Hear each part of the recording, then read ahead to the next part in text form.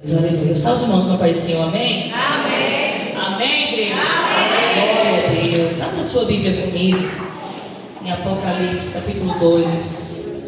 Aleluia, glória a Deus. Deixa Deus te usar aí no fundo musical, meu irmão. Glória a Jesus, aleluia. Apocalipse, capítulo 2. Quero externar minha gratidão a Deus por mais uma vez estar aqui nessa casa. Já me sinto em casa. Pastor André Luiz nem apresenta mais, né, pastor? Pastor André Luiz, pastora Cristiane, amigos. Deus continue abençoando vocês. Deus continue abençoando essa igreja. Deus tem uma palavra de despertamento para as nossas vidas nessa noite. Quem crê, diga amém. Amém. Quem veio aqui para ouvir a voz do Senhor, diga glória a Deus. Aleluia. Quem encontrou, diga amém. Amém. Está escrito assim: ao anjo da igreja de Éfeso. Eu vou pedir só um pouquinho de retorno, tá bom? Só um pouquinho mesmo. Ao anjo da igreja de Éfeso, escreve essas coisas. Diz aquele que segura as 7 estrelas em sua mão direita e que anda no meio dos 7 candelabros de ouro. Eu conheço as tuas obras. Repita comigo assim: eu conheço as tuas obras. Aleluia. E o teu trabalho. Pode repetir. E o teu trabalho. E a tua paciência. Agora diga comigo assim: eu conheço as tuas obras. O teu trabalho. E a tua paciência. Amém.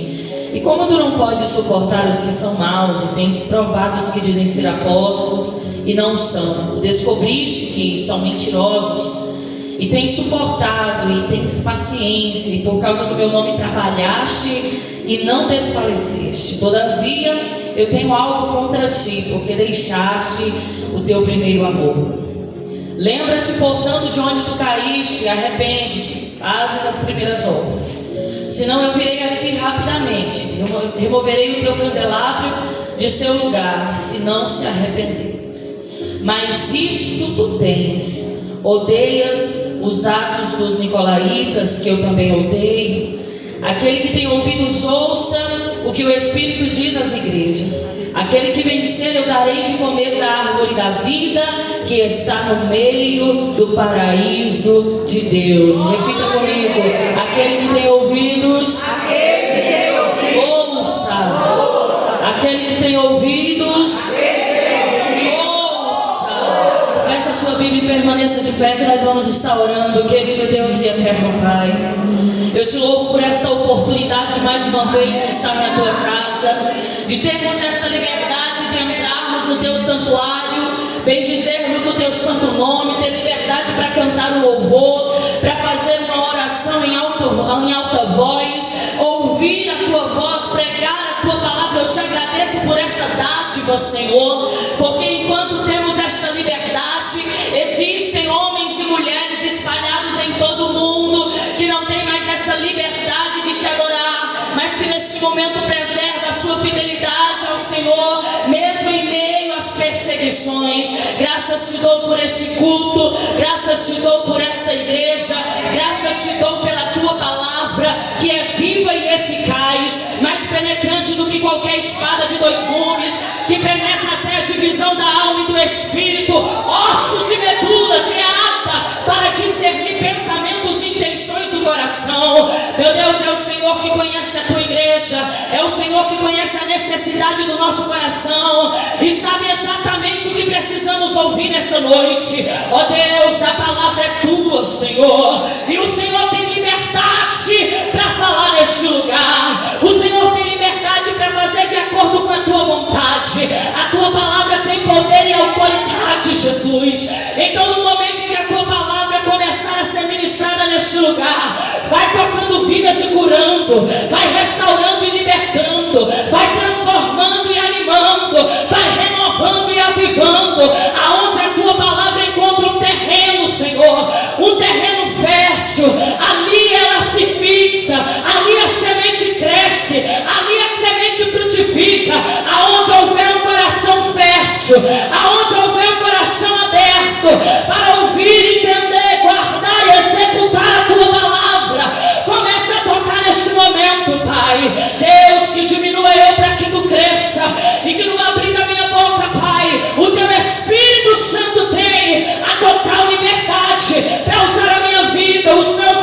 lábios para ministrar ao coração da tua igreja. Repreende agora, Pai, todo ladrão da palavra, todo espírito maligno que se opõe no decorrer do culto, no decorrer da ministração da palavra, para tirar a atenção. Nós repreendemos agora toda a sonolência do inferno. Nós repreendemos agora todo espírito maligno que vem para tirar a nossa atenção, porque nessa noite, Pai, nós cremos que virá uma graça sobre essa igreja, uma graça que não será provocada por causa da pregadora, não é por causa do pastor André Luiz, nem tampouco da pastora Cristiane, mas sim porque a tua glória virá sobre esta casa, por intermédio da tua palavra, para avivar as nossas vidas e renovar o nosso coração, com a viva promessa de que o Senhor virá e não tardará. Fica conosco, Senhor, e cumpra aqui o teu querer mais uma vez, em nome de Jesus. Fica à vontade. Aleluia. Aleluia. E me ajude a pregar, irmão. Oh, aleluia. No momento em que eu vinha, eu estava a caminho da igreja. Eu questionava, hoje eu estou no propósito na igreja e eu passei umas 2 horas lá na igreja clamando por uma palavra. Vinha para casa e fiquei pedindo ao Senhor direcionamento na palavra. E eu preparei uma palavra, mas no momento em que eu estava chegando, o Senhor ele começou a ministrar Apocalipse. E o Senhor me levava às 7 igrejas, mas quando eu cheguei aqui no altar, o Senhor confirmou que eu deveria falar acerca da igreja de Éfeso.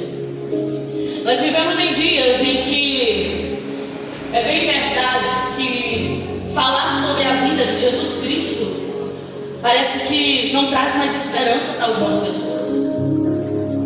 Nós vivemos em uma época, e eu falo como pregadora da palavra, em muitos lugares que eu vou, e quando tem tema, eu respeito o tema da festividade, o tema da campanha, mas quando não tem tema, o Senhor sempre me direciona a palavra que remete mudança, arrependimento e que fala acerca da sua vinda. E nós percebemos que a igreja, não digo a Assembleia de Deus do Avivamento, mas a igreja do Senhor de um modo geral, tem tido uma dificuldade de ser receptiva à palavra que se diz a respeito da vinda de Jesus Cristo.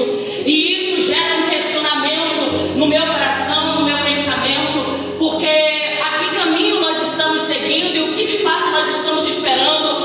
Porque se falar sobre a vida de Jesus não traz alegria ao nosso coração e não traz esperança, por que nós estamos aqui? E por que nós estamos trabalhando aqui? E por que nós estamos nos esforçando? E por que estamos orando? E por que estamos lendo a palavra? E por que estamos fazendo parte dos cultos? Se a nossa motivação em estar aqui não é se preparar para a vida dele. Nós vivemos em uma época em que a igreja do Senhor Jesus Cristo está perdendo princípios, e estes princípios tem feito muita falta no nosso meio, porque é através desses princípios que a manifestação da glória de Deus vem de maneira notória. É através da preservação desses princípios que vidas se rendem aos pés do Senhor. É através da preservação desses princípios, aleluia, que nós vamos ver pessoas sendo curadas. E nós percebemos que os dias estão passando e dentro da igreja tem crescido o número de pessoas doentes. Nós estamos vendo que os dias estão passando e dentro das igrejas tem crescido o número de pessoas sem esperança, sem perspectiva de vida, algumas que já estão se entregando à apostasia. Quando nós olhamos para a situação do mundo, nós vemos se cumprir tudo aquilo que Jesus disse e tudo aquilo que ele disse que iria acontecer, que antecederia a sua vinda. Nós vemos as guerras, os rumores de guerra, a fome, o amor se esfriando. E enquanto eu meditava acerca de todas estas coisas, eu vejo que existe uma frieza predominante no meio da igreja, porque alguns anos atrás, eu posso dizer na minha época, que eu já estou beirando os 30 anos, alguns anos atrás, pastor André Luiz, eu lembro que quando acontecia qualquer coisa, por mais mínima que fosse, a igreja se reunia em oração e todos oravam no mesmo propósito, com fervor. Nós tínhamos facilidade de ver pessoas derramando lágrimas por alguém que nem sequer conhecia. Nós tínhamos facilidade de ver alguém sentindo a dor do outro. Mas irmão, por que você está falando isso? É o Espírito Santo que está me impulsionando a dizer que nós devemos nos preocupar quando nós vemos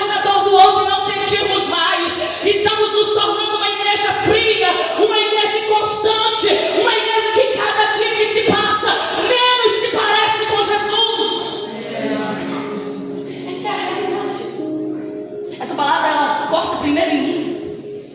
Enquanto eu orava hoje à tarde, eu falava com o Senhor: Senhor, eu não estou fazendo o mínimo do que deveria ser feito. E eu não estou sendo o mínimo do que eu deveria ser para o Senhor. Porque nós vemos que está crescendo o número de crentes, mas os sinais não estão acompanhando mais esses crentes. As igrejas estão inchando, igrejas lotadas, igrejas luxuosas, mas não se prega mais sobre o arrependimento. Igrejas esbarrotadas de gente, pastor André Luiz. Eu tive a oportunidade de pregar em algumas igrejas que o ministério de louvor é impecável, os melhores instrumentos, os altares são gigantes, altares que equivalem ao tamanho desta igreja, mas quando nós olhamos, nós não sentimos o peso na glória de Deus, não sentimos a presença no louvor, não sentimos a presença no culto. Nós estamos vivendo em uma época que as pessoas estão acomodadas a não sentir mais Deus, a não ver mais milagre. O que é isso, irmã?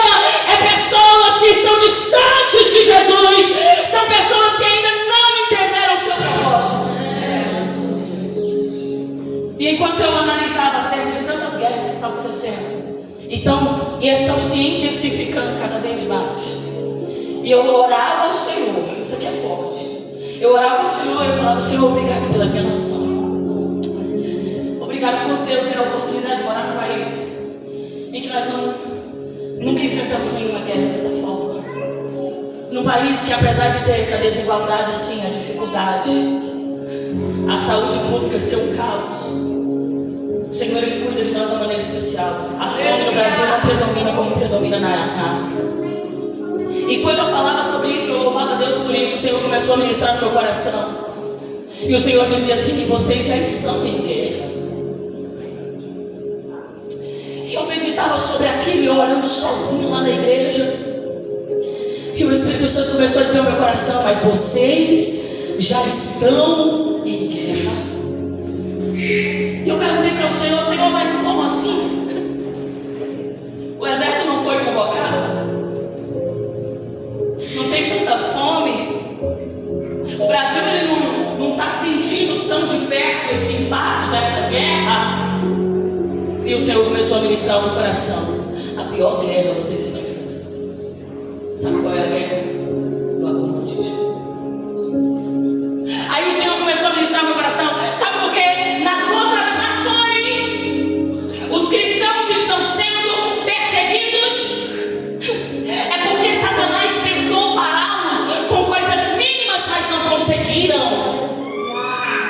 Satanás tentou pará-los com a fome, mas tem crente com o estômago doendo de fome, mas falando de Jesus. Satanás tentou pará-lo com a morte, com a perseguição, mas tem gente com a arma na cabeça e alguém dizendo: vai negar Jesus ou vai morrer. E ele está dizendo: dispara logo esse negócio, porque eu quero ver a face do meu Jesus. Mas no Brasil, a nossa guerra é pior.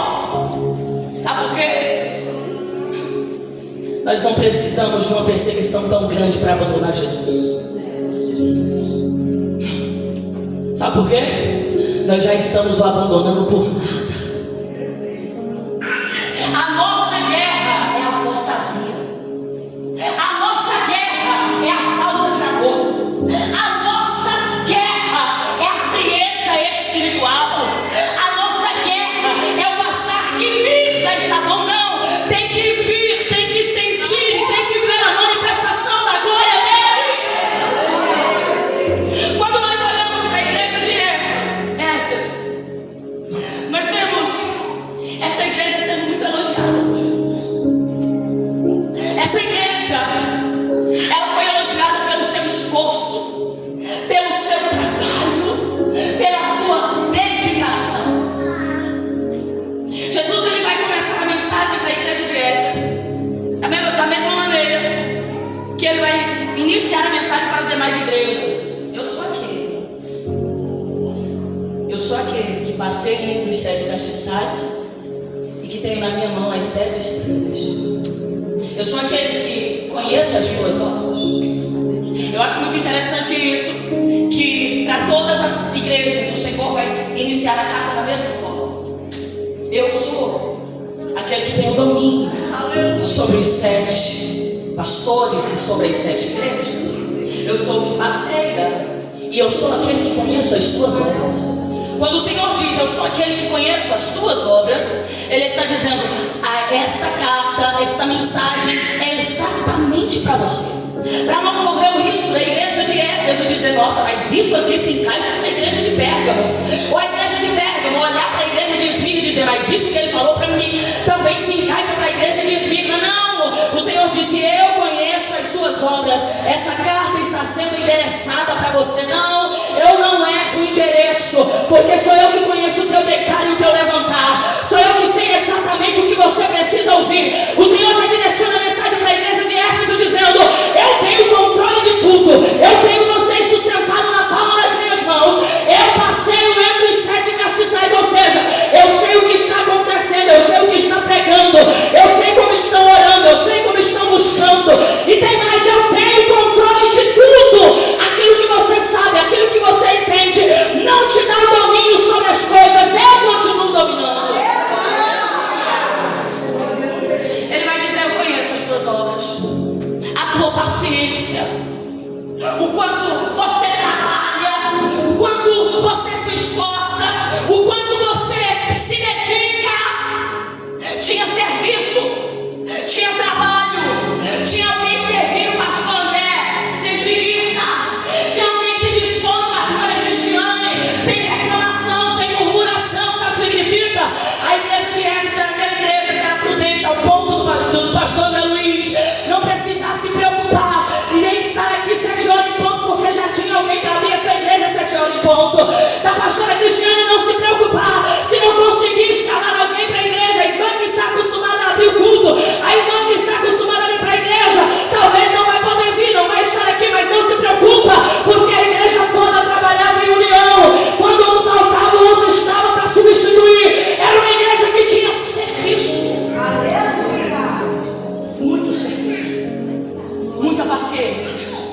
Tem mais, era uma igreja que estava ativa no meio da perseguição. O Império Romano, ele já predominava naquela época. O Império Romano já perseguia os cristãos, já tinha perseguição, tributos altíssimos, apostasia, adoração a falsos deuses. Era uma luta constante. Era o pastor da igreja tentando salvar os crentes, e lá fora a apostasia, ganhando aqueles crentes que eles tinham acabado de pregar. Era uma luta terrível. Só que Jesus vai falar sobre todo o esforço deles, sobre toda a sua dedicação ao trabalho, sobre a sua disposição para servir, sua disposição para estar ali. Outra coisa importante, Jesus vai dizer, olha, eu vi que vocês colocaram à prova alguns que diziam ser apóstolos, mas não eram, porque eles mentiam, e vocês descobriram que eram mentirosos. Sabe o que significa? A igreja de Éfeso teologicamente estava muito bem. A igreja de Éfeso tinha Bíblia. A igreja de Éfeso tinha conhecimento. A igreja de Éfeso não era preguiçosa. A igreja de Éfeso não tinha preguiça de trabalhar, de investir na obra, de fazer trabalho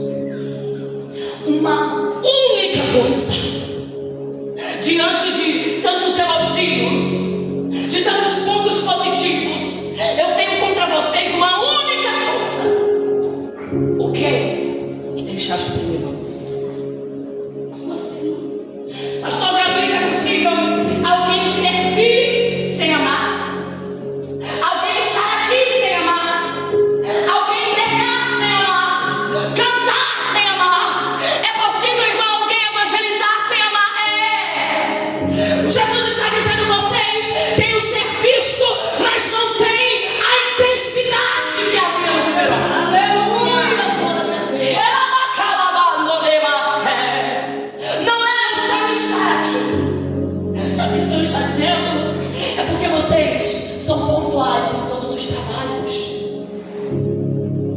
Só que no íntimo, vocês não são mais. É porque aquela dedicação que havia, aquele que está apaixonado, ele anda em dúvidas. Quem é que ainda está apaixonado? Cadê os casados? Porque os casados estão apaixonados. Cadê os casados? Está tudo apaixonado, não tá? Em nome de Jesus. Os que estão namorando, gente, paixão é um negócio incrível. Sabe por quê? Você não cansa de falar com a pessoa. E quando está namorando é mais intenso. Você não cansa. Eu lembro que quando eu estava orando com meu esposo, eu ligava para ele à noite, aí eu ficava conversando. E eu falava, não tá dormindo não? Ele, não. Aí eu começava e a mulher sempre fala mais, né? Eu sei que eu virava, às vezes, a madrugada, e na maioria das vezes ele dormia e eu ficava falando. Depois, no outro dia, era uma discussão, porque que intensidade de amor é essa que não consegue me ouvir a madrugada inteira? É um absurdo! Mas é aquela ansiedade, você fica ansioso para ouvir a voz da pessoa. Tudo que a pessoa faz é lindo e maravilhoso. Os detalhes da pessoa te estimam, você quer para quem já esteve apaixonado ou está apaixonado. É, não é? Você não está nem aí se você vai passar horas sem comer, se você vai ter que viajar por um longo caminho para ver essa pessoa, você não está nem aí. O amor te faz esquecer de comer, esquecer de dormir, esquecer de viver, você só quer amar. E quando há essa dedicação, esse fervor no amar, tudo que você faz não pesa. Passar a madrugada inteira conversando com a pessoa não pesa. Viajar quilômetros e quilômetros de ônibus não pesa. Porque está apaixonado, porque quer ver a pessoa, porque ama aquela pessoa. Mas irmão, o que isso tem a ver com Jesus? Tem tudo a ver com Jesus. Porque quando eu amo Jesus, eu faço tudo com intensidade, irmã. Eu não consigo adorar normal. Eu não consigo entregar apenas uma parcela. Eu não consigo entrar na igreja e não dizer: eu te amo, meu amado. Eu desejo passar a eternidade contigo. E quando eu faço, quando eu sirvo com excelência, porque eu estou entregando para o meu amado. Sabe por que os cultos estão ficando chatos? As pregações não são mais interessantes, pastor Garoto. Os louvores não chamam mais a minha atenção. Os cultos são monótonos. Não é a administração da igreja, não é o pastor, não é os ministros de louvor, não é a igreja. Sou eu que deixei o primeiro amor. O problema da igreja de Éfeso é que eles não tinham problema de chegar às 19 horas no culto, mas eles passavam uma semana inteira desligados. Sabe o que é isso? Eu não tenho problema de vir na quinta-feira às 19h30. Eu não tenho problema em estar no domingo às 19. Não tenho problema de estar na EBD às 9 horas, porque eu preciso estar aqui, senão o pastor Ana Luiz vai chamar a minha atenção. Mas quando eu estou apaixonado, o meu culto não começa às 19h30. O meu culto começa quando o meu celular desperta de manhã. A minha ansiedade é acordar de manhã e dizer: bom dia, meu amado. Hoje tem culto, mas a minha adoração começa agora. A minha adoração começa quando eu entro no carro para ir trabalhar. A minha adoração começa quando eu estou na rua, indo no mercado. A minha adoração começa a partir do momento que eu abro os meus olhos. Quem está apaixonado não lembra daquela pessoa que ama apenas quando vê. Crente que lembra de Jesus só quando chega na igreja, isso não é amor. Eu só lembro que eu sirvo ao Senhor quando eu estou aqui, não é amor. Não tem intensidade. Tinha muitas qualidades, tinha serviço, tinha disposição, mas não tinha amor, não tinha a intensidade. Oh, aleluia! Porque antes o louvor queria ser louvado, a gente passava a semana inteira ensaiando, e era louvando e sentindo a presença de Deus em casa. Na maioria das vezes muitos não têm essa preparação em casa. Antigamente os pregadores tinham mais temor. A mensagem que iriam pregar não era a mensagem que queriam. Eles desciam 7 dias, 15 dias, 30 dias se fosse preciso preciso para que Deus revelasse a mensagem. Nós estamos vivendo em uma época em que estão cumprindo uma tabela. Eu vou escolher o que eu vou cantar, eu vou escolher o que eu vou pregar, eu vou escolher o que eu vou fazer. Não, quando eu vou fazer para Jesus porque eu amo, eu acordo de manhã e pergunto para Ele: qual é a canção que tu quer ouvir hoje, meu amado? Qual é a mensagem que tu quer que eu falo? Aonde você quer que eu vá? O que é que o Senhor quer que eu faça? Porque a nossa motivação não é agradar a homens, é agradar a Ele. Percebemos que o amor de muitos tem se esfriado. É quando alguém sai da igreja porque se decepcionou com pessoas. Eu não estou aqui por causa de pessoas, eu estou por causa do meu amor. É quando alguém me desviei por causa do pastor. Não, então o seu amor não estava em Cristo Jesus. As suas perspectivas estavam no pastor. As suas perspectivas estavam nas pessoas. Algumas pessoas acham que é só o fazer, é só o estar. Não, Jesus está dizendo: eu os reconheço pela intensidade do que você entrega e não pelo que você faz. Pode trabalhar muito, mas se não tiver amor, se não tiver, aleluia, intensidade, se não tiver dedicação, você já recebeu o seu galardão na terra dos homens. Porque quem faz para mostrar para os homens recebe galardão dos homens, mas quem faz para agradar Jesus, o seu galardão está com Ele, e Ele entregará a cada um segundo as suas obras. Oh,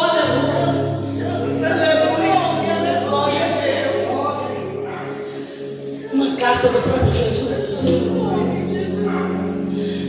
estava dizendo: olha, eu estou amando a dedicação de vocês às Escrituras Sagradas, as horas que vocês dedicam cuidando dos outros.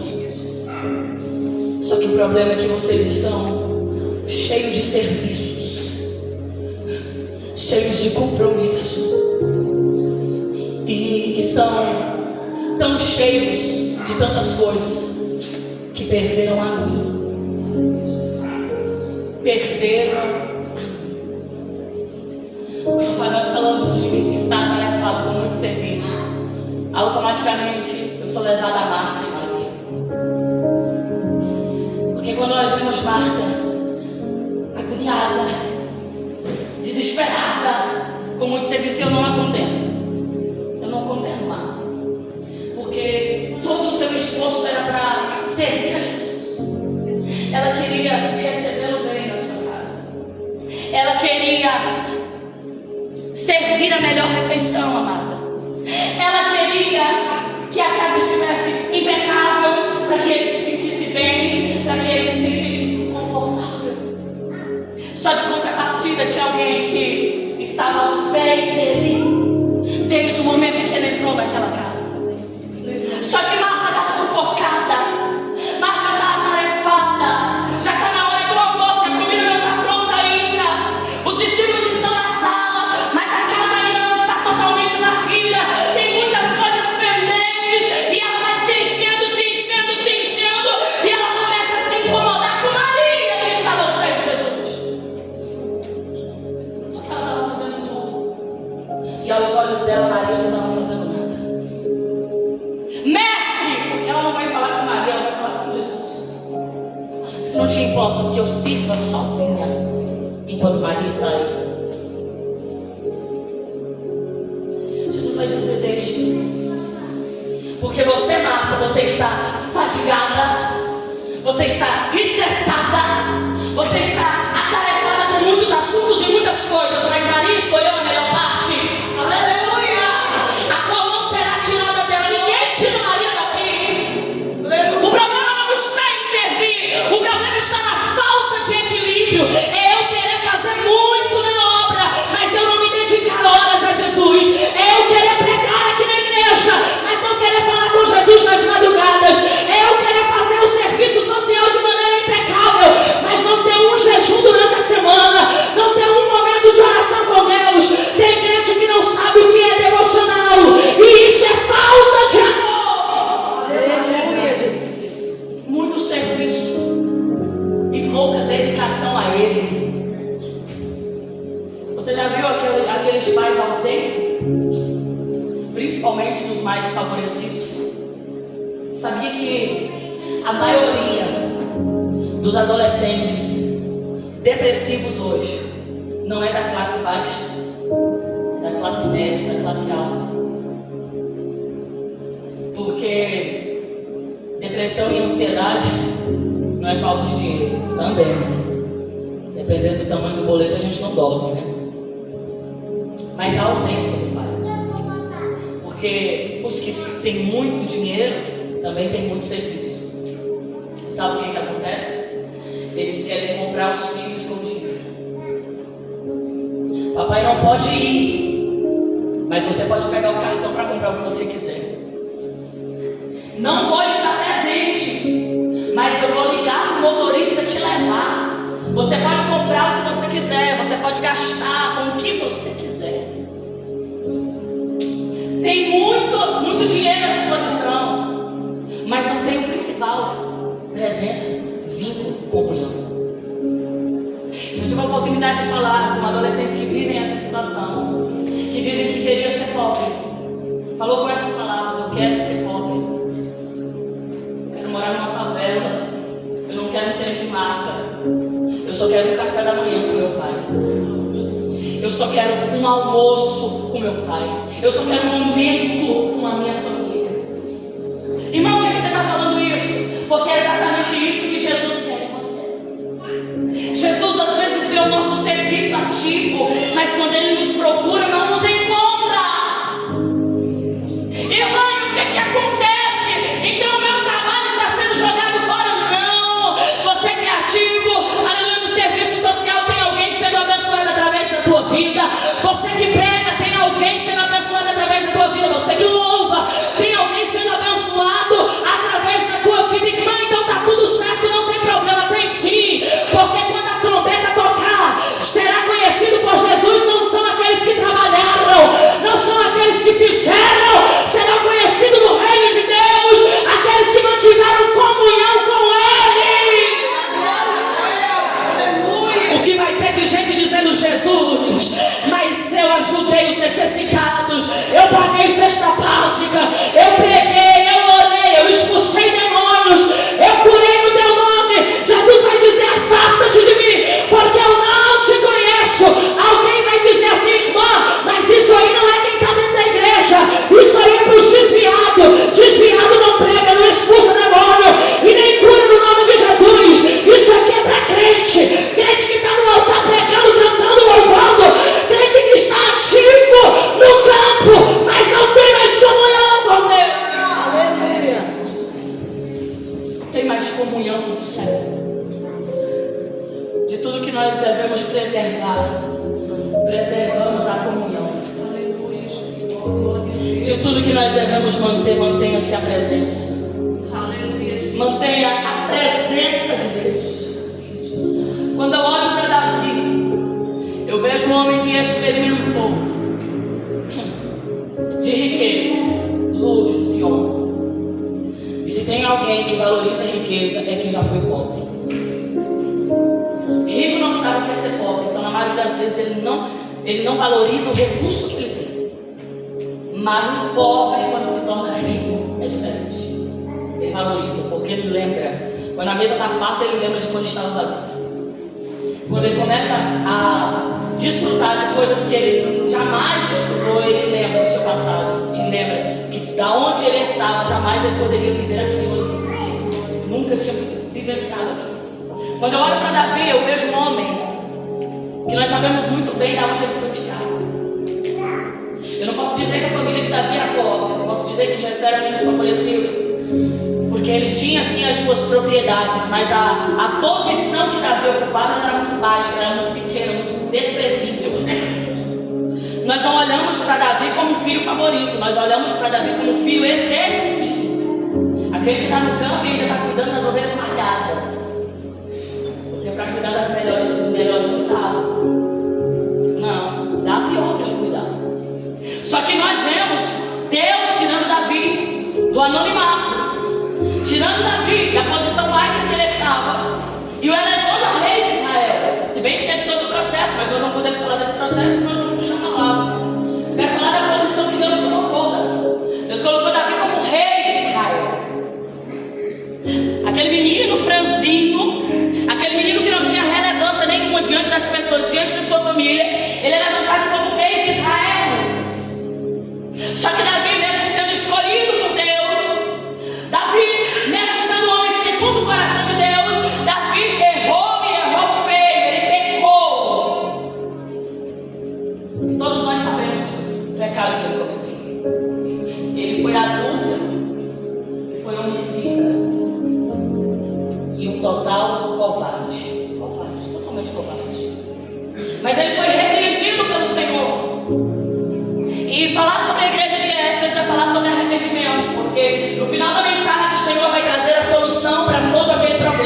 Voltar e se arrepender. Voltar e se arrepender.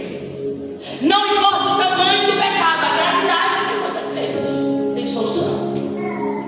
Davi estava vivendo pleníssimo no palácio. Mas aí, o Senhor então fala com o profeta Natan. E o profeta Natan vai conversar com Davi. Davi tem uma questão para você. Fala, profeta. Ele então, um certo homem rico, que tinha propriedades. Davi, ele tinha dinheiro, muito dinheiro. Chegou um viajante, chegou uma visita na sua casa. E ele foi preparar uma refeição para esta visita. Ele foi preparar um banquete para o viajante. Mas ele não pega nas ovelhas que ele tinha. Ele não pega no recurso que ele tinha. Ele pega a única ovelha de um homem pobre que só tinha essa ovelha. Escuta isso aqui. E esse homem cuidava dessa ovelha como se fosse sua própria filha. Ela comia a sua mesa. Era de estimação. Mas ele pegou, matou. O que Davi diz? Digno de morte é esse homem. Ele tem que morrer. Aí Natan disse: então, Senhor, é você. Porque o Senhor te deu reinos, o Senhor te deu riqueza, o Senhor te deu mulheres, casamento, família. E se você quisesse mais, Davi, Deus ainda te daria. Mas você se levantou contra ele, o assassinou, tomou a sua mulher para si. Irmã, e o que essa palavra tem a ver com a mensagem que está sendo ministrada? É que diante do pecado, enquanto Davi estava vivendo o acomodismo do seu pecado, sem ser confrontado com o profeta, ele não tinha caído em si. Entende? A situação que Davi estava ainda era de acomodismo. Ele estava acomodado com o pecado. Ninguém descobriu, então está tudo certo. Tem pessoas que vai vivendo uma vida desordenada porque acham que ninguém sabe, então está tudo certo. Eu vou continuar pecando porque as coisas estão fluindo naturalmente, as coisas estão acontecendo naturalmente. Eu não preciso mudar nisso porque está dando certo. E tem alguém que é bem ousado em dizer: mas Deus está me abençoando. Ah, mas é porque as coisas estão fluindo. Mas Deus, ele não é complacente com o pecado. Ele não compactua com ele jamais. Quando ele confronta a Davi, ele cai em si. E aqui está o arrependimento genuíno. Cair em si. Quando Jesus denuncia o pecado da igreja de Éfeso, o que é que Jesus diz? Vocês abandonaram o primeiro amor e eu tenho isso contra vocês. Mas lembra-te de onde caíste, arrependa-te e volta enquanto é tempo. Olha que interessante. Lembra, quem me ouve, amém? Lembra, arrependa-te e volta enquanto é tempo. Lembra, arrependa-te e volta enquanto é tempo. Natan teve que lembrar a Davi acerca do seu pecado, para que fosse gerado nele um arrependimento genuíno. Irmã, mas que palavra é essa? Eu não sei como você entrou aqui nessa noite. Eu não sei como está a tua vida. Eu não sei se você precisa de renúncia. Eu não sei se tem um pecado que você precisa abandonar, que está te impedindo de manter comunhão com Jesus. Mas a palavra de Deus para nós nessa noite é: lembra, arrependa-te e volta enquanto é tempo. E aí Davi vai fazer aquela oração: Senhor, tem misericórdia. Salmo 51. Me purifica do meu pecado. Aleluia, Jesus. Me purifica do pecado, porque eu pequei contra ti. Contra ti somente eu pequei. Ele vai dizer: Senhor, cria em mim um coração puro, renova em mim um espírito reto, para que eu volte a me alegrar acerca da salvação e anuncie a salvação para aqueles que ainda não te conhecem. O pecado nos tira a alegria da salvação. Quando Davi diz: me purifica e cria em mim um espírito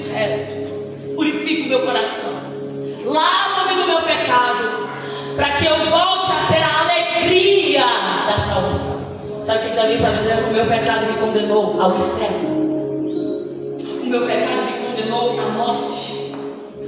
Mas me purifica, porque eu estou arrependido. O arrependimento genuíno te faz enxergar o seu erro. Gente perfeita demais me assusta. Gente que não erra me dá medo. Eu fico apavorada de gente que não parece gente, pastor Cristiane. Gente que é perfeito demais. Não, eu nunca tive inveja, eu nunca menti. Eu nunca levantei falso testemunho. Os meus lábios são purificados. Eu nunca falei uma palavra torpe. Eu nunca levantei contra a vida de ninguém. Gente muito perfeita, me assusta. O seu lugar não é aqui, é agora, porque não foi ainda. Porque somos imperfeitos. E me assusta mais ainda quem dá esse ar de santidade sem ter. A gente diz, eu quero, me purifica, eu quero voltar. Aleluia, Jesus. Não me lance história na tua presença e não retire de mim teu Espírito, irmão. Aleluia. Não ter medo de perder a presença de Deus é terrível. Eu me conformar com uma vida vazia, eu me conformar em entrar aqui e não sentir Ele, em estar na minha casa e não sentir Ele. Por que nós estamos vindo? Qual é a nossa motivação? Nós não podemos nos conformar em viver uma vida de pecado e viver uma vida distante dele. Uma vida que está muito bem. Se eu estou vestido de crente, eu estou na igreja, Pai, Senhor Jesus, amém, eu sou crente. A revelação de quem de fato somos não será feita no que eu visto. Não, eu não revelo se eu sou crente pelo que eu visto. Isso conta muito, o testemunho é essencial. Mas o que vai ter de crente bem vestido, bem aparentado, exalando uma santidade exorbitante e ficando naquele dia, vai ser pouco, irmãos. Lembra-te de onde caíste. Arrependa-te e volta enquanto há tempo. Aleluia, Jesus. Glória a Deus. Senão eu virei e removerei do meio de vós o vosso castiçal. Não terá mais luz, não terá mais presença. Mas ele vai dizer algo muito interessante no final da mensagem da igreja de Éfeso. Ao que vencer, lhe darei o direito de comer do fruto da árvore da vida, Aleluia. que está no meio do jardim. Ao que vencer, eu lhe darei o direito de comer do fruto da árvore da vida, que está no meio do paraíso de Deus. Sabe o que o Senhor está dizendo nessa noite? O céu não é um lugar desconhecido para nós. O paraíso não é um lugar desconhecido para nós. É para onde nós vamos retornar. A vontade do meu coração é pregar uma palavra elaborada que te fizesse saltar dessa cadeira. Mas os nossos dias não é dia de estar perdendo tempo no altar, falando de coisinhas, falando de futilidades. Os dias que nós estamos vivendo é dias de falar sobre arrependimento de pecado, sobre vida reta diante de Deus, sobre integridade, porque Jesus está voltando e essa é uma verdade. Jesus está voltando e Ele busca uma igreja santa, lavada e remida no seu sangue, uma igreja que está disposta a voltar quantas vezes seja necessária, uma igreja que está disposta a se debruçar no altar e dizer: Senhor, eu pequei de novo, eu errei de novo, mas eu estou aqui para me consertar, eu estou aqui para ser purificado, eu estou aqui para ser limpo. Nós não podemos correr o risco de viver uma vida inteira na igreja e passar uma eternidade no inferno. Nós não podemos correr esse risco, igreja. E quando eu olho para a igreja de Éfeso, e eu já vou correr para o final, eu vejo uma igreja que, se você entrasse nela, você se encantaria com o trabalho, com a obra. Mas eu vejo uma igreja totalmente vazia da presença de Deus. O Senhor, Ele não te chamou para ser vazio. O Senhor não te chamou para ser neutro. O Senhor não te chamou para ser ser imparcial, para ser indiferente. Oh, irmã, ai, mas você não sabe a luta que eu tenho enfrentado. Todos nós enfrentamos lutas, mas nos resta nos posicionar da maneira correta frente a essa luta. Como, irmã? O que eu vou fazer diante da luta? Eu vou entregar os pontos, abandonar Jesus, ou eu vou ficar com Ele até o final? Eu vou ser perseguido com Jesus, ou eu vou aceitar uma vida indiferente com facilidade sem Ele, uma vida que me levará ao inferno? O pecado, ele ainda é pecado. Ele não foi modernizado porque os tempos mudaram. A inteligência artificial está ali. Você consegue tudo hoje pelo chat GPT. Incrível. Para pregador preguiçoso, você consegue sermão pelo GPT. Eu fiz o teste, está certo. Falei, gente, está terrível isso. Se você colocar lá no site GPT qualquer coisa, faça um sermão para mim, ele faz. Se você dá o tema e diz, ele faz. E você acha que não tem gente fazendo isso? Porque é mais fácil, é um ponto alternativo. Se você pedir uma oração elaborada, ele faz. O que você quiser. Aí sabe o que está acontecendo? A gente vai perdendo os nossos princípios. Eu não preciso mais dessa Bíblia de papel. Eu tenho minha Bíblia no celular. E eu acho importante ter um aplicativo no celular. Mas não abra mão da sua Bíblia de papel, não. Aleluia, Jesus. Porque haverá dias em que dará pane no sistema, irmão. Isso aqui não é terrorismo religioso, não. Isso aqui é realidade. Você fica sem luz, fica sem celular e sem internet. Cadê tua Bíblia? Ah, irmão, mas isso é... Não. A coisa vai começar a apertar pra gente, para nos tirar do acomodismo. As coisas vão começarem a ficar difíceis para nos tirar do acomodismo. Motivação para crente orar é prova e perseguição. Da pandemia para cá, o que eu vi de crente se esfriando e desviando foi fácil. Mas na pandemia, o que eu vi de crente voltando para Jesus e passando 3 horas na igreja orando, orava na igreja, pastor André Luiz, porque era proibido orar na igreja. O ser humano só funciona assim. Se não pode, agora ele quer. Não pode estar na igreja, pois agora eu quero. Não pode usar os instrumentos, mas agora eu quero louvar. O que o Senhor está dizendo para nós nessa noite é: levantemos e voltemos ao primeiro amor. Voltemos a fazer as coisas para Jesus com intensidade, irmão. Lá no mundo nós nos dedicamos, nas nossas coisas nós nos dedicamos. E por que que quando é para Jesus é se der? Por que que quando é para Jesus é se tiver ao meu alcance? Mas quando é para nós a gente se sacrifica ao máximo. E nós começamos a criar expectativa em festividade. E eu vou falar isso aqui. A igreja de Éfeso é a igreja que só funciona no congresso, pastor André Luiz. A igreja de Éfeso é a igreja que só funciona quando tem festividade. Só tem batismo com o Espírito Santo no congresso. Só tem igreja reunida no congresso. Só tem poder de Deus no congresso. E no decorrer do ano, o que foi feito da unção, o que foi feito do poder, o que foi feito do que nós recebemos. A igreja de Jesus foi chamada, escolhida, separada para levar cura. E cadê as mãos que vão levar cura? Cadê os lábios que pronunciarão a palavra de Deus? Aleluia, Jesus. Arrependimento é mudança de comportamento. Arrependimento é metanoia, mudança. Eu não posso dizer que estou arrependido se todos os dias eu caio no mesmo pecado, se todos os dias eu estou fazendo a mesma coisa. Ah, mas eu me arrependi. Por que que se arrepende não muda? Porque não se arrependeu verdadeiramente. Até quando nós vamos nos abrigar na oração do pastor? Até quando nós vamos nos abrigar na oração dos nossos líderes? Quando que nós vamos fazer um altar na nossa casa, igreja? Uma vez o Senhor falou para mim: levante o altar em casa.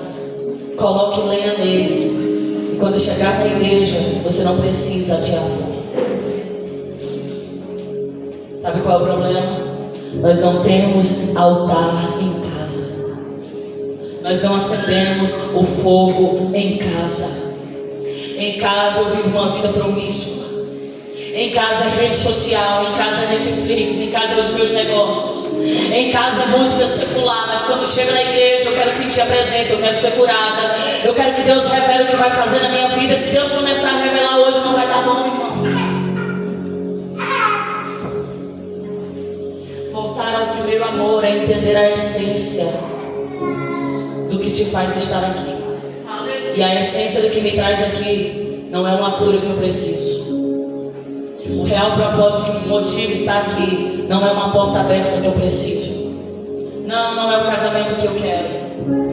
Não é um dinheiro, não é um emprego. Não, a minha motivação em estar aqui é me preparar para voltar. Quando nós fazemos da igreja um centro comercial, nós abandonamos completamente o lado espiritual. Não, por que você está falando isso? Porque tem muita gente que infelizmente entra pelas portas da igreja para buscar bens materiais, mas comunhão com Cristo ele não quer. Se o Senhor falar que vai abrir a porta para mim, eu fico nessa igreja, mas se eu vir e ele não falar comigo, eu não volto mais. Só que quando Jesus voltar, o emprego não vai encher os seus olhos. Quando Jesus voltar, a casa bonita, o carro bonito, nada disso vai valer. Vai ficar tudo aí para o anticristo. E quem ficar, que a alegria vai ter que conquistou. Hein? Jesus vai falar uma parábola muito interessante acerca de um homem. Um homem que ele aumentou o celeiro. Não foi isso? Ele aumentou o celeiro porque não cabia mais. Não cabia mais a sua colheita. Não cabia mais o seu recurso.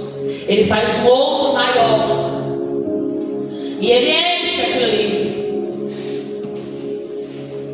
Mas naquela noite, teve um acerto de conta para ele. E aí? O que será feito de tudo que você conquistou? O que será feito de todo o teu esforço terreno? Quando não se mantém o equilíbrio entre as coisas espirituais e as coisas materiais, você fica com as coisas materiais e deixa a sua vida espiritual a desejar. O Senhor não está falando que crente não pode ter uma boa casa, não pode ter um bom carro, não pode ter um bom emprego. O Senhor não está falando que crente não pode ser próspero. Pelo contrário, o povo de Deus é um povo abençoado e um povo próspero. O problema é você colocar toda a sua confiança nos seus projetos e nas suas riquezas. Porque Jesus pode voltar hoje, como está a minha vida diante de Deus, como está aquele pecado que eu tenho tratado como um pecado de estimação, que eu tenho acalentado ele no meu coração e todos os dias eu caio nele. É ruim falar sobre pecado, né? Glória fica entalada. É ruim ser confrontado. Mas o que vai nos tirar do céu são as coisinhas pequenas. É a pornografia da madrugada. É a fornicação, o adultério virtual. Irmã, tem isso? Tem. Tem homens que desonram as suas esposas e esposas que desonram os seus esposos. Está em adultério. Se eu estou vendo vídeo de mulher nua, é adultério. Aí como que eu me encho do poder de Deus se eu estou o dia todo me enchendo do pecado? Se o tempo que eu tenho para me dedicar ao Senhor na madrugada, eu estou no pecado da pornografia, como que eu vou me encher de Deus?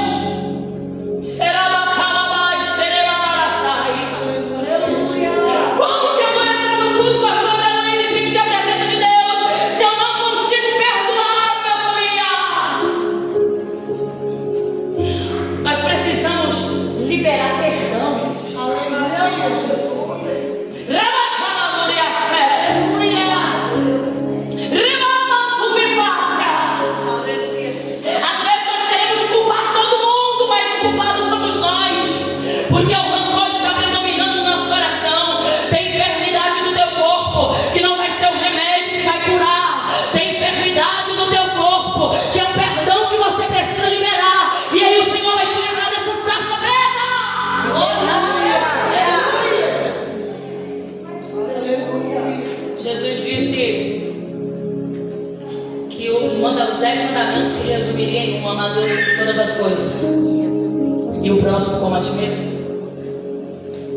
Amar a Deus sobre todas as coisas. Próximo como a ti mesmo. Isso é tão simples, mas tem um peso sobrenatural.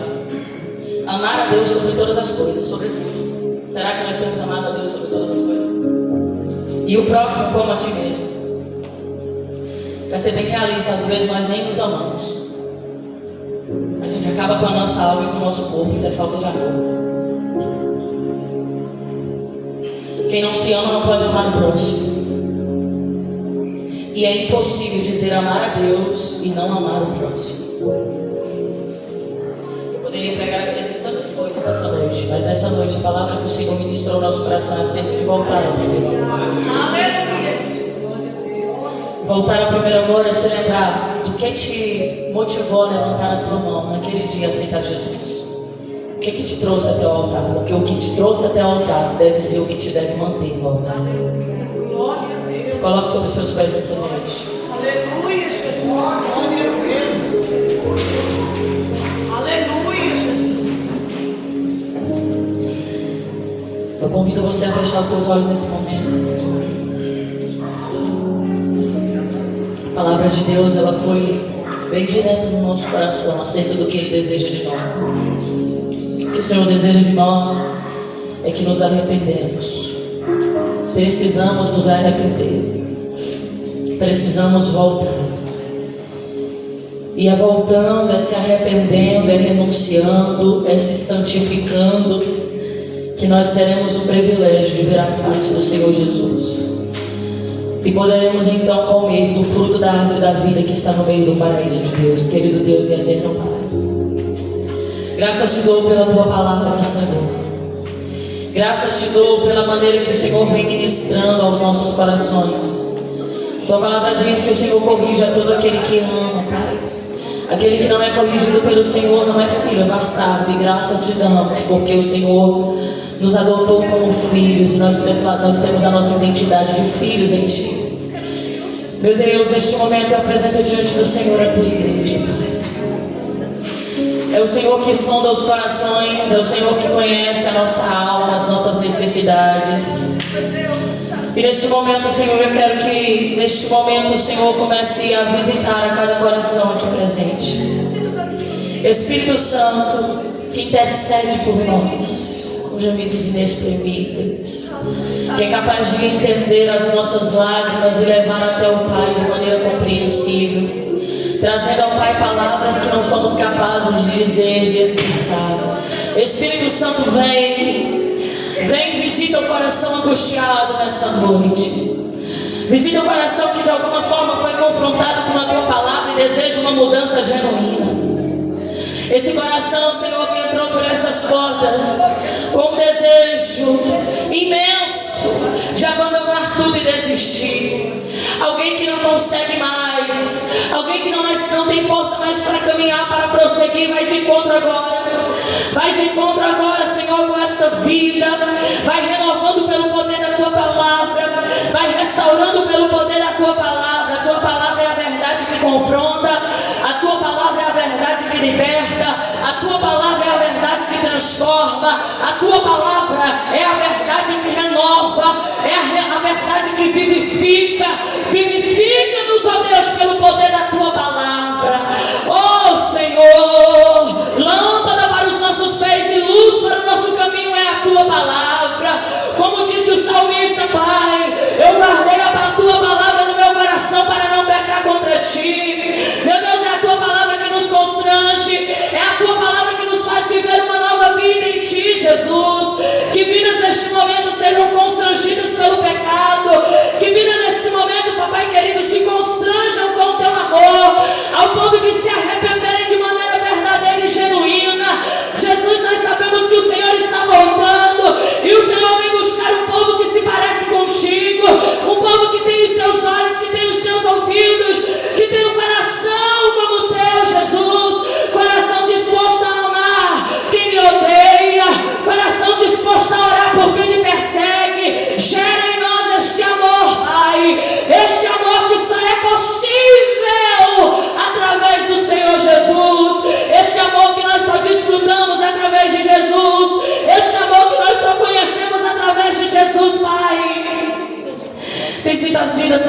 momento, Senhor, cura o interior dos corações, porque o que há de vir virá e não tardará.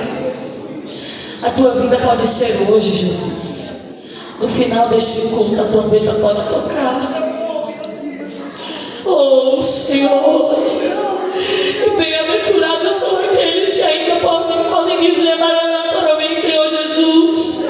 Bem-aventurados são aqueles que desejam a tua vida, Pai. Oh Deus, nos prepara para este dia, Senhor, porque eu sei que o mesmo Jesus que subiu virá, e Ele virá com alarido e voz de arcanjo ao som da trombeta de Deus, e os que morreram em Cristo ressuscitarão primeiro, e nós, os que estivermos vivos, seremos arrebatados e nos encontraremos com o Senhor nos ares e viveremos com o Senhor para todo sempre. Maranata, ora vem, Senhor Jesus. Maranata, ora vem, Senhor Jesus. Maranata, ora vem, Senhor Jesus. Será que tem alguém aqui que almeja a vida dele? Será que tem alguém aqui que almeja o retorno dele? Será que você pode levantar as suas mãos ao final desta oração e dizer: Maranata, Maranata, ora vem, Senhor Jesus. Já tem alguém aqui sendo tocado por ele?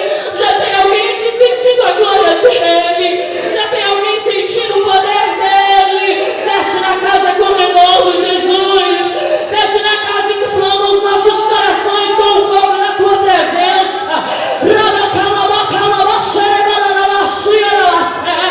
Começa, meu Deus, a incendiar os corações que receberam a tua palavra, incendeia. Os corações que querem mudar, incendeia. Os corações arrependidos e contritos, incendeia. O Espírito Santo desce com renovo sobre nós. Nós não sabemos quanto tempo temos ainda nessa terra, então não vamos perder tempo com coisas fúteis.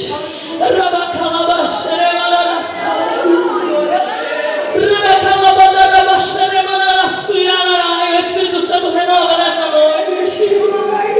Oh, o Espírito Santo renova nessa noite. Ele dá força ao que está fraco. Ele ergue o que está fraco. Ele renova o que está batido. Ele enche o que está vazio.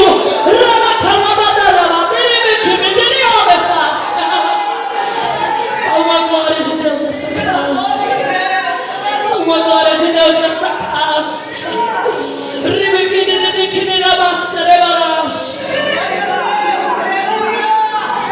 Enche o Espírito Santo de encher.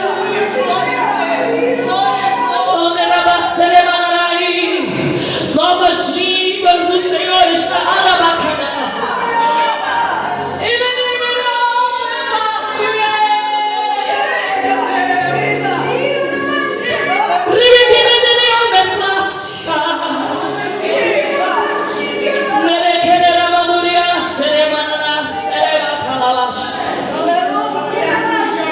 Aonde estiver o enfermo, em nome de Jesus, aqueles que estiverem enfermos puder vir aqui à frente. Aleluia. E aqueles que estão adorando, continue adorando. Se tiver alguém enfermo, vem aqui rapidamente. Se não houver, glória a Deus, aleluia. Mas se tiver, vem aqui, vamos orar. Pastora Cristiane, vem louvar. Enquanto nós fazemos esta oração, Pastor André Luiz, me ajude. Espírito Santo de Deus, há uma glória de Deus sobre este lugar, igreja. A ação de Deus, ela acontece mediante a palavra. Oh, Espírito Santo, começa a tocar de uma maneira especial. Oh, Senhor, nós ministramos cura sobre os teus filhos. Vai orando, igreja. Espírito Santo de Deus, nós ministramos cura, Pai. Em nome de Jesus, toca do alto da cabeça até a planta dos pés. Senhor, é a tua palavra que diz, Senhor, que no teu nome, Senhor, no teu nome nós oraríamos, clamaríamos, os enfermos seriam curados. E é pelo poder do nome de Jesus que eu ministro cura sobre a vida da tua filha. É pelo poder que há no nome de Jesus que eu ministro restauração restauração, do alto da cabeça até a planta dos pés, Pai. Que a tua filha venha testemunhar a restauração e a cura. Em nome do Senhor Jesus, eu ministro cura. Toca, Jesus, de dentro para fora. Meu Deus, em nome de Jesus, toca onde nós não podemos tocar. Faz o que nós não podemos fazer, Pai. Em nome de Jesus, eu ministro cura sobre a vida da tua filha. Em nome de Jesus, meu Pai. Toca do alto da cabeça até a planta dos pés. Vai repreendendo todo o espírito da enfermidade agora. Em nome do Senhor Jesus, eu ministro cura, eu ministro restauração, eu ministro renovo. Em nome do Senhor Jesus, recebe renovo do Pai nesta noite. Recebe a autoridade do Pai nesta noite. Pai, em nome de Jesus, eu oro pela tua filha, Pai. Vai tocando agora, Senhor, do alto da cabeça até a planta dos pés. Vai repreendendo toda a enfermidade agora, Pai. Toda a enfermidade no corpo e na alma. Toda a enfermidade na mente, no coração, no espírito. Pai, em nome de Jesus.